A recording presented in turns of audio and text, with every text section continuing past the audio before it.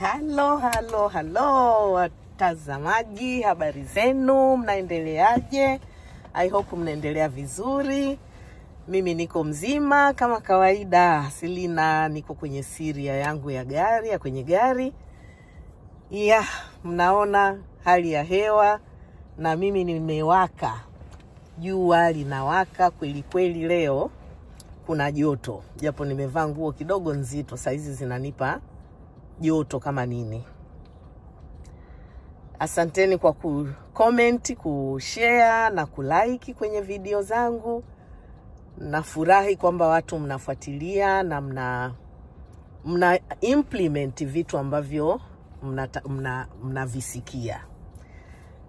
Leo nataka kuongea tu kwa kifupi kwamba nadhani wengi hamjui Danish system ya elimu. Elimu yao hapa Denmark unalipwa. Ukishafika miaka 18 na unachukua elimu kuanzia ya sekondari, unakuwa unalipwa kwa mwezi. Kama dola inategemea, lakini inakwenda dola 700, 800 hivi nadhani, mpaka dola 800, 900. Sasa walikuwa wanalipa hizo pesa kwa wanafunzi wote ambao wanakuja hii nchi kusoma. Kama umetoka nje ya nchi, nje ya EU, wanaita wenye third world huko whatever, unatakiwa kwanza ufanye kazi nadhani masaa 335 ili uwe eligible kupata hiyo pesa. Inaitwa SU, support from government. Kwa hiyo ilikuwa wanafanya hivyo, wanafunzi wengi wanatafuta kazi kwenye restaurant nini, kwa sababu ile permit yako ya shule inakuruhusu kufanya kazi hayo masaa. Ni masaa 20 kwa wiki. Kwa hiyo ukishafanya ukatimiza yale masaa ambayo wao wanayataka, basi we unakuwa eligible kupata hiyo pesa inaitwa ya SU.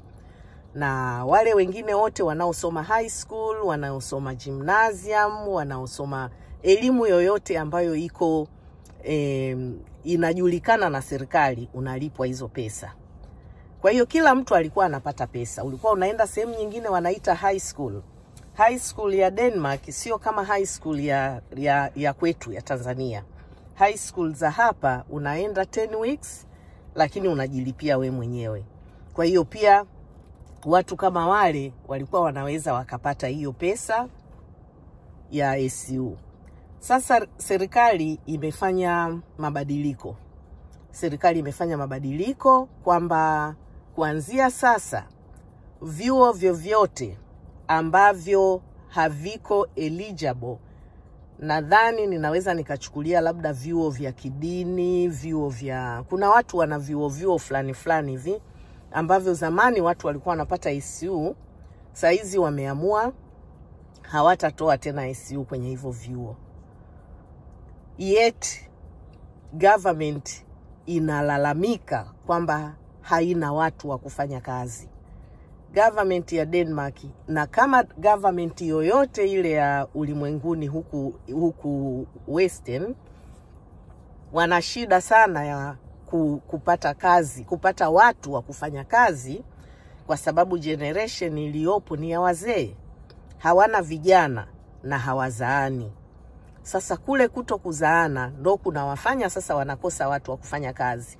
Sasa wanapokuja kuweka masharti kama haya, kwa mfano serikali za upinzani sasa zinakataa, nasema kwamba jamani, haiwezekani, tunataka watu manpower, at the same time hatutaki kuwaleta wanafunzi, kwa sababu statistics zimeonyesha kwamba watu wanaokuja kwenye hii nchi wamepungua mno kwa mwaka huu.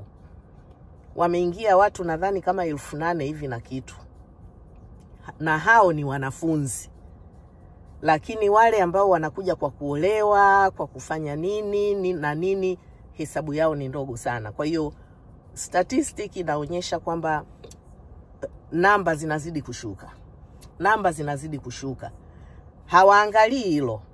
wao wanachoangalia ni kwamba hatutaki watu wa nje waje wachukue mali zetu, waje wachukue pesa yetu, waje wafaidike na welfare yetu ya nchi hii. Lakini wanasahau kwamba hakutakuwa na mtu wa kufanya kazi. Kwa hiyo serikali imepitisha hilo kwamba sio watu wote watakuwa eligible kupata SU wakienda mashuleni, hasa wageni. Wenyewe wa Scandinavian whatever, Europe haina shida. Shida iko kwa akina sisi ambao tunatoka nchi zinazoendelea, India wapi. Kwa sababu hata hivyo hii SU ambayo watu walikuwa wanalipwa, unalipwa ukimaliza shule unaondoka zako hii nchi, hamna anayekudai. Ile hela ni ya wote, ni hela ya bure. Japo na wenyewe walilalamika kwamba pesa yetu inapotea, watu wanaondoka, hawaitumiki nchi.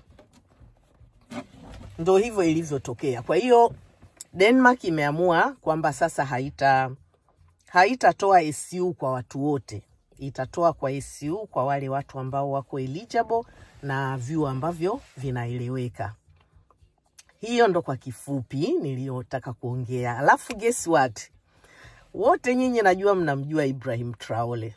Ni siasa hii sasa. Ibrahim Traore wakati alivyopindua nchi, walipiga kelele sana watu wakafunga mabalozi yao, kutokutaka tena kushirikiana na ile nchi. Wadanish wakiwa ni wamoja wapo, walifunga balozi zao zote kule West Africa. Lakini nchi za Ulaya, mnielewe, nchi za Ulaya haziwezi kuexist kama hakuna Afrika. Yani ni impossible. Huwezi, kwa sababu raw materials, kila kitu kinatoka Afrika. Kwa hiyo walivyofunga ule ubalozi, walifunga lakini hawakufunga kikweli kweli. Sasa wao hawajataka kuungana na mataifa mengine ya Ulaya kumshinikiza huyu mtoto wetu hero Ibrahim Traore. Wameamua wafungue ubalozi wao. Kwa hiyo ubalozi wa Denmark West Africa umefunguliwa, unaendelea na kazi kama kawaida, kwa sababu na Wadanish nao wakikaa hapa wanasema lazima tuwe na strategy. Nchi za Afrika hatuwezi kuziacha. Lazima tutafute ushirikiano na nchi za Afrika, kwa sababu raw materials zinatoka Afrika. Sasa tukiwa isolate hawa watu, wao wanavyofikiria kwamba wataenda China, wa Afrika watafanya biashara na China, watafanya biashara na Mrusi, watafanya biashara, kwa hiyo Europe itakuwa cut off. Na ndicho huyu mtoto anachokifanya sasa wa Burkina Faso. Kwa hiyo wameamua ubalozi wao hawaufungi tena, wanafungua balozi zao kwenye nchi zote za Western Europe. Hizo ndo habari nzuri. Na mtoto Traore alifanyaje? Ameenda jana kusherehekea miaka 90. Si ndio? Miaka 95 tangu Russia ijikomboe kutoka kwa Manazi. Kwa hiyo alialikwa, Putin kamtumia ndege ya private, imeenda imemchukua. Ilivyomchukua, wa European wakafunga anga zao huku ili ndege ile isipite kwenye bara la Ulaya. Lakini mtoto bwana shujaa ameenda jana, amesherekea na Warusi kwa saluti zote. Kwa hiyo long live Traore, long live Pan-Africanism, na wote wanaopenda maendeleo. Tumuombe sana mtoto wa watu wasije wakammaliza, kwa sababu ndicho wanachokitaka. Maendeleo yote yanayofanyika Burkina Faso, wao wanaumia. Hawa jamaa ndivyo muone jinsi gani wasivyotupenda. Kwa hiyo ndege yake imeruka, amepokelewa kwa heshima zote. Yani I don't know what to say. I love that guy. I love him. Kwa hiyo nayo nimechomekea humo. Tuonane tena. Mnaona ninaendesha saizi, ninaenda sehemu kupeleka vitu. Mimi ni hustler jamani. Mimi ni hustler. Ninafanya vitu vingi sana vya kuweza kuniingizia kipato. Kwenye uwezekano wa kufanya kitu chochote unachoweza kufanya, ninafanya. Kwa hiyo napeleka vitu sehemu, nitaenda kukutana na bongo wenzangu. Mnajua wenyewe akina nani. Ngoja niwaache ili ni concentrate na kuendesha gari, nisije nikashikwa na mapolisi. Lakini hiyo ndo kwa kifupi kwa sasa hivi.